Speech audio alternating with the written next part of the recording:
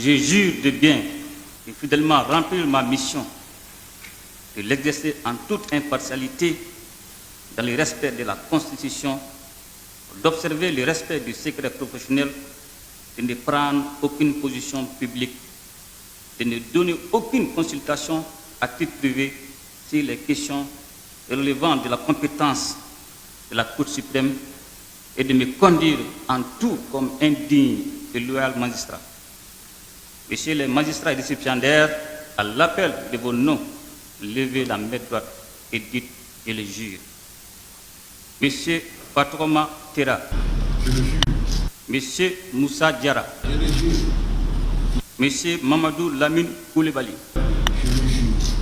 Les riches parcours professionnels des 3 magistrats justifient leur choix à ces postes, a fait remarquer le procureur général qui ne doute point de leur capacité à exercer avec honneur et dignité les immenses pouvoirs qui leur sont conférés. Ce serment est la contrepartie des immenses pouvoirs qui vous seront conférés, car vous aurez entre vos mains la liberté, la dignité, l'honneur, la sûreté et les intérêts matériels et moraux de celles et de ceux qui vivent sur le territoire national.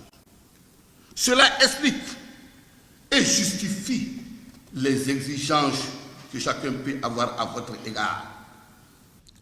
Abondant dans le même sens, les bâtonniers espèrent qu'ils contribueront à la consolidation de l'appareil judiciaire.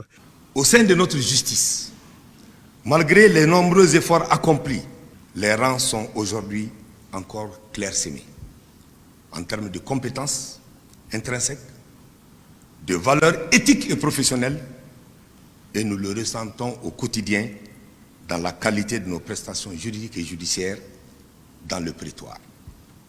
Nul doute que la haute hiérarchie qui s'installe au sommet de la pyramide de notre justice aujourd'hui s'attellera à la formation continue de tous les acteurs de la justice et au strict respect des principes et règles éthiques et déontologiques, mais aussi morales, de la fonction du juge.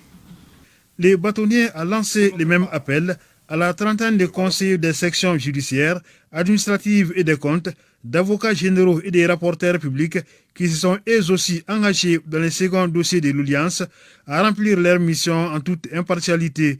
Les procureurs généraux leur demandent de dire les droits, rien que les droits sans complaisance, tandis que le président de la transition les invite à servir de boussole pour leur cadet.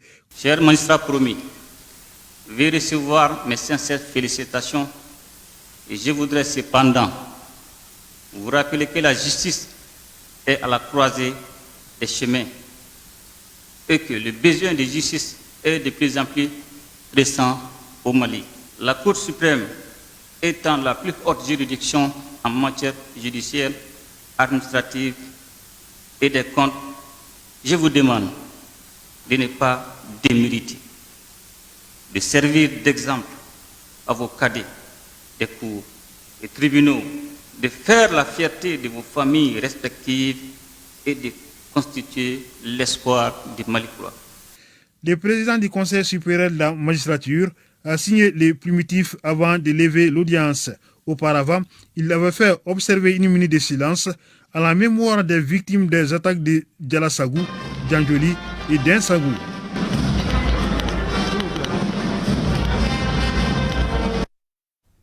Oui, nous sommes Djalassagou, Dessagou et Djaweli. Le Mali pleure les victimes de ces attaques barbares perpétrées contre les populations